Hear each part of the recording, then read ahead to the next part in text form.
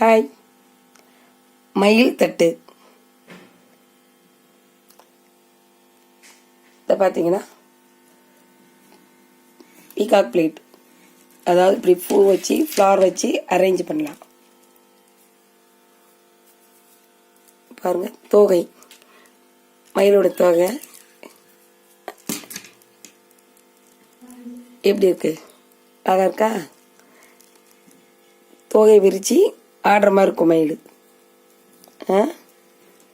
இதில் ஃப்ளவர்ஸ் இந்த மாதிரி வச்சுட்டு இந்த மாதிரி ஃப்ரூட்ஸ் வைக்கலாம் அரேஞ்ச் பண்ணி. ரிசப்ஷன்ஸ் கால்ஸ், என்ட்ரன்ஸ், சின்ன சின்ன புரோக்கர் உங்களுக்கு வரவேற்பு அறைக்கு வைக்க அழகாக இருக்கும். அலாத்தி தட்டாவும் யூஸ் பண்ணிக்கலாம், அழகாக இருக்கும்.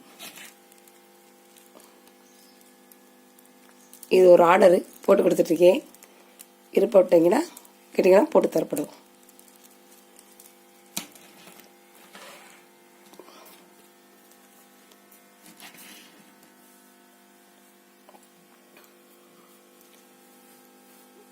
தேங்க்யூ.